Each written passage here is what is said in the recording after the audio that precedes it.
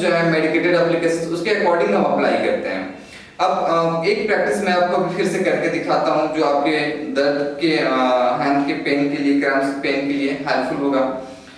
इस पे ये भी देखना पड़ता है कि क्रैम्प कितना है, कितना उसका इंटेंसिटी है, कहाँ कहाँ पे पेन हो रहा है। बहुत सारी चीजें हैं हीलिंग पॉइंट ऑफ व्यू से। अगर आप थेरेपेटिक योगा कर रहे हैं तो बहुत सारी चीजों को कंसर्न करके ध्यान में रख के चलना पड़ता है।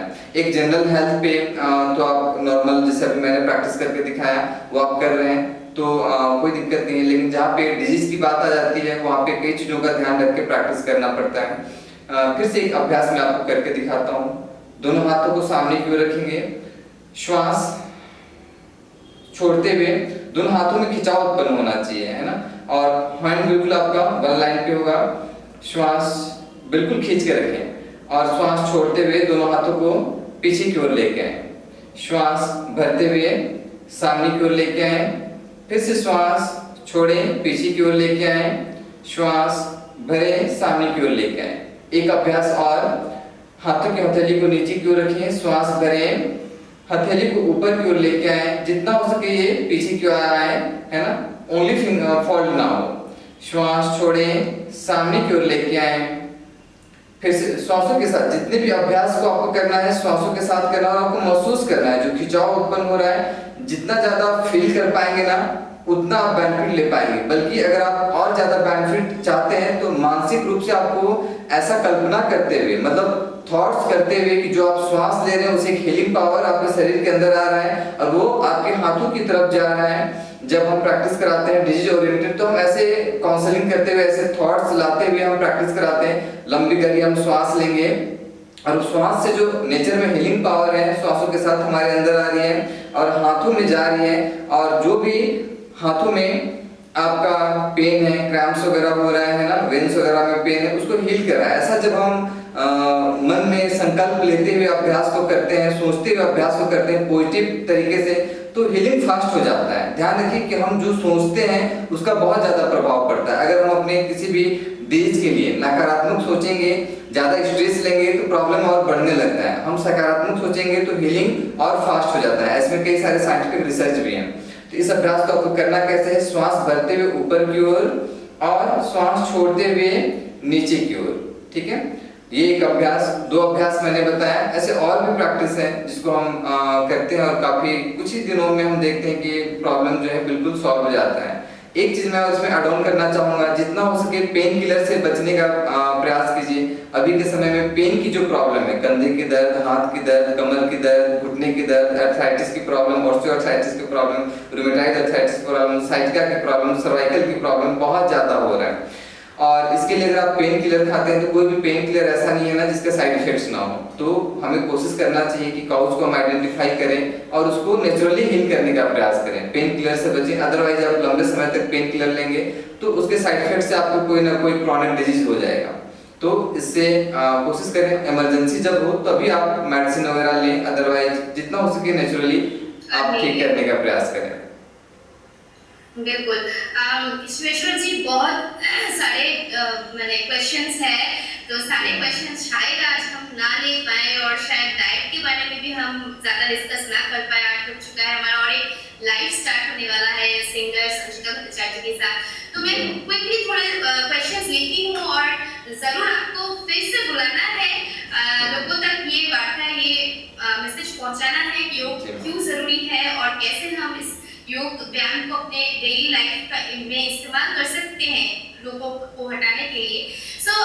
शिल्पी प्रीता जी लिखती है कि बहुत सुंदर प्रोग्राम है, मुझे हाई शुगर है, मैं क्या करूं? ब्लड शुगर हाई रहता है, यही बोल रही है ना जी। हाई ब्लड शुगर को बिल्कुल ठीक कर सकते हैं। एक मिनट थोड़ा सा डिस्टर्बेंस, कोई बात नहीं, कंटिन्यू करते हैं। हाई ब्लड शुगर को हम बिल्कुल 100% ठीक कर सकते हैं। हमें ध्यान ये रखना है कि फूड एज अ मेडिसिन, कुछ रीजन होता है जिसके कारण हाई ब्लड शुगर होता है, उस काउज को आपको जानने की जरूरत है।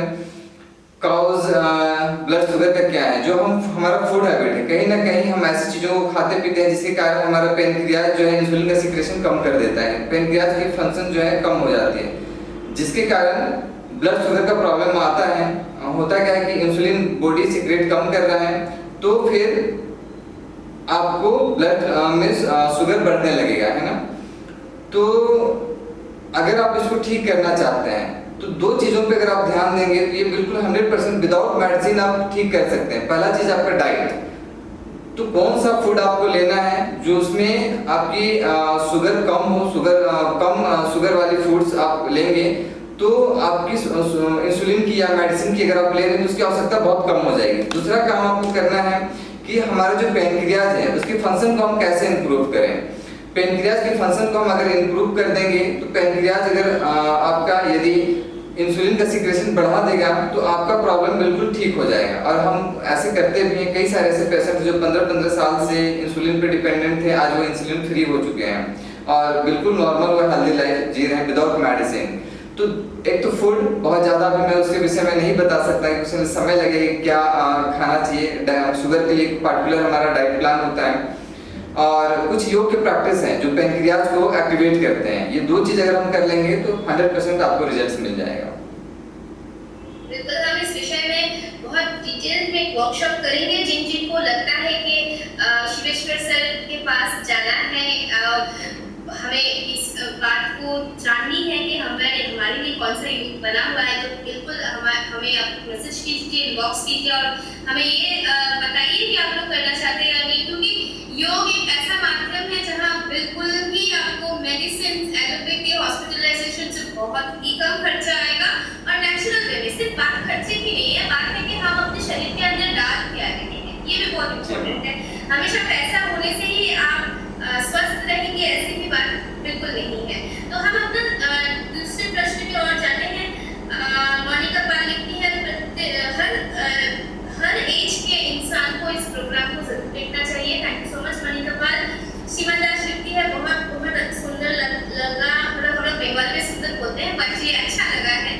मोनिका जी बोल रही है वुमेन चॉइस को बहुत धन्यवाद ऐसा एक शो हमारे लिए लाने के लिए। शांता दास लिखती है कि नी प्रॉब्लम के लिए कुछ अगर आप दिखाए तो अच्छा रहेगा। पॉम्पा गुप्ता लिखती है कि थायराइड प्रॉब्लम के लिए कौन सा योगा अच्छा रहेगा। रीता दास लिख रही है स्लिप डिस्क के लिए आप अगर कुछ सजेस्ट करें तो। बहुत बड़ा लिस्ट है एक्सपर्ट जी, समय बहुत कम है, तो कैसे दिखाए हम इसके इसको।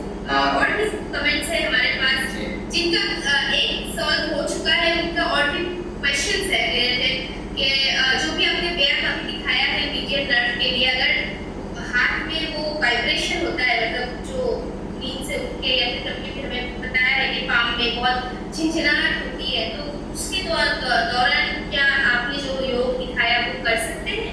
हाँ, कर सकते हैं मैम, लेकिन अगर हैंड में बहुत ज़्यादा वाइब्रेशन है तो उसके लिए कुछ थेरेपीज वगैरह भी हम यूज करते हैं, उससे और जल्दी रिलीफ मिलने लग जाता है जी। अलग से कुछ थेरेपीज वगैरह हैं अभी तो हम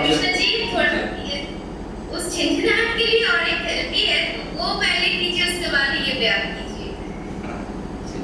और तो ये तीन प्रॉब्लम्स में हम लोग थोड़ा सा बात करते हैं आज। नी के लिए अगर आप कुछ दिखाए, एक एक्सरसाइज नी के लिए, एक थायराइड के लिए और इसके लिए अगर आप दिखाते हैं जी। सबसे पहले नी का आपने बात किया तो हम नी का ही बात करते हैं। नी के लिए एक बहुत ही आसान सा एक्सरसाइज जो मैं आपको दिखाना चाहूँगा।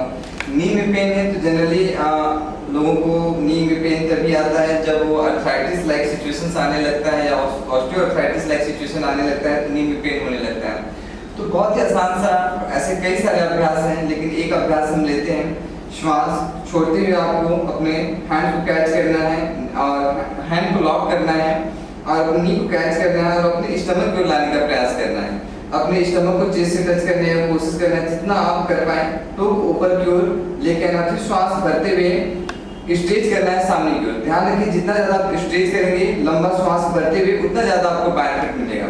जब आप लंबा गहरा श्वास लेते हुए स्ट्रेच करेंगे और लंबी गहरी श्वास छोड़ते हुए फॉल करेंगे तो ध्यान रखेंगे पेन का रीजन है कार्टिलेज वगैरह का ड्राई हो जाना, लिगामेंट्स वगैरह का ड्राई हो जाना, या तो कोई ट्रेडिंग वगैरह आ जाना, ठीक है, या तो स्पर वगैरह का फॉर्मेशन हो जाना।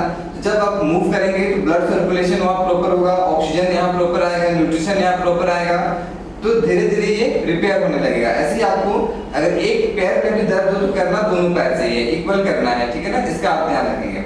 ऐसे और भी कई सारे प्रैक्टिस हैं, लेकिन समय का अभाव है तो मैं एक ही प्रैक्टिस बता रहा हूँ। फिर कभी हम लोग मिलेंगे तो हम डिटेल में इस पे चर्चा करेंगे, पार्टिकुलर डिजीज वाइज तो हम ज़्यादा आपको डिटेल से बता पाएंगे। और भी बहुत सारी चीज़ें हैं, अगर ऑस्टियोआर्थराइटिस वगैरह उसको कैसे हील करना है, ठीक होना है। लेकिन मैं इतना जरूर आपको बताऊंगा कि आप 100% इन प्रॉब्लम को ठीक कर सकते हैं without medicine, without operation. Generally osteoarthritis हो जाता है तो डॉक्टर सजेस्ट करते हैं ऑपरेशंस के लिए, जब डिजीज प्रोग्रेस होने लगता है तो, और इसमें स्टेरॉइड वगैरह का इंजेक्शन भी देते हैं जो बहुत ही हार्मफुल होता है। अब हम बात करते हैं थायराइड्स की। थायराइड्स के लिए एक अभ्यास मैं आपको दिखाऊं। थायराइड का मतलब है कि ये आपका थायराइड ग्लैंड है ना, थायराइड ग्लैंड है। थायराइड ग्लैंड में थायरोक्सिन का सिक्रेशन जो है कम या ज्यादा हो जाने से आपको थायराइड का प्रॉब्लम आता है। तो थायराइड ग्लैंड को आपको एक्टिवेट करना है। मेडिसिन लेंगे तो मेडिसिन क्या करता है कि आप एक सप्लीमेंट की तरह, अगर हार्मोन्स का सिक्रेशन कम हो रहा है तो मेडिसिन आपने दे दिया तो वो बैलेंस कर लिया। तो हमें क्या करना है कि अगर हम इस थायराइड ग्लैंड को एक्टिवेट कर दें, अगर ये थायरोक्सिन का सिक्रेशन कम कर रहा है तो उसको अगर हम एक्टिवेट कर दें तो थायरोक्सिन का सिक्रेशन बढ़ जाएगा तो थायराइड की प्रॉब्लम 100% ठीक हो जाएगी।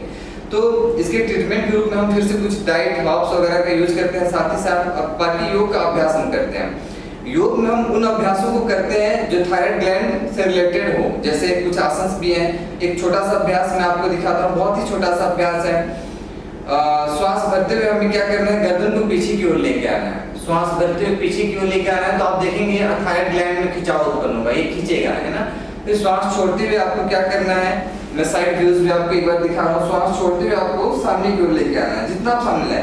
आपको इस चिन्ह को कोशिश करना है कि आप अपने कंठ पे लगा दें, है ना, कॉलर बोन के पास लें, तो आप देखेंगे कि ये कांटेक्ट होगा। तो जब थायराइड ग्लैंड हमारा एक्सपेंड होगा, कांटेक्ट होगा, तो फिर से इसके फंक्शन में इंप्रूवमेंट आएगा, इसकी कार्य क्षमता बढ़ेगी।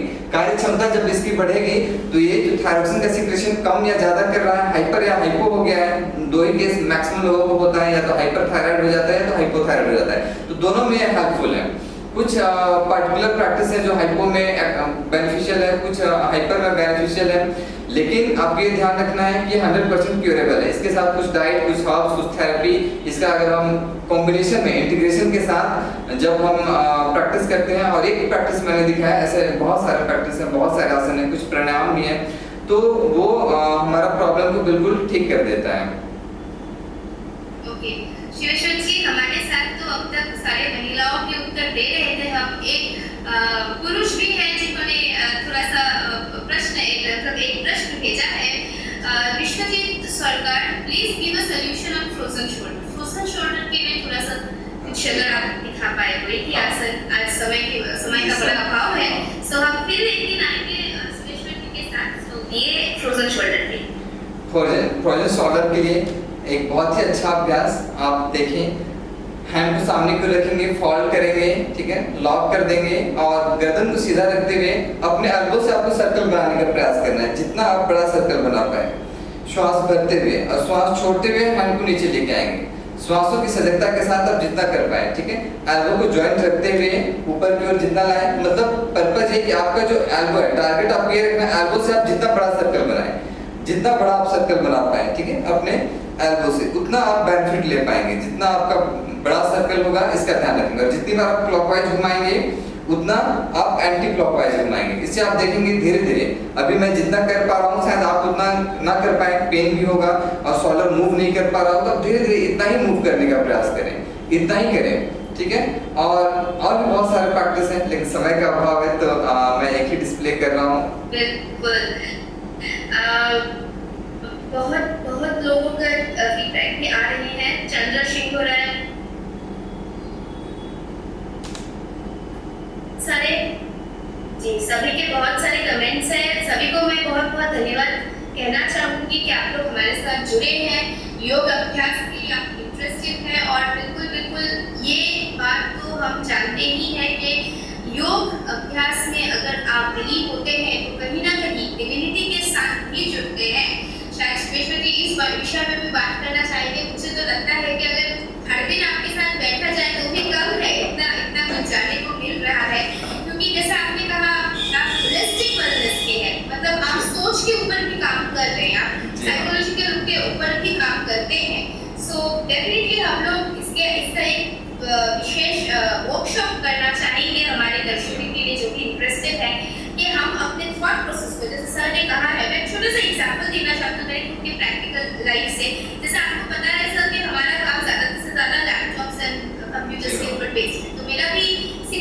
प्रॉब्लम है कार्पल टनल सिंड्रोम। एक डॉक्टर ने मुझे कहा था कि सर्जरी की ज़रूरत है, मेडिसिन भी दिए थे, पर मुझे कहीं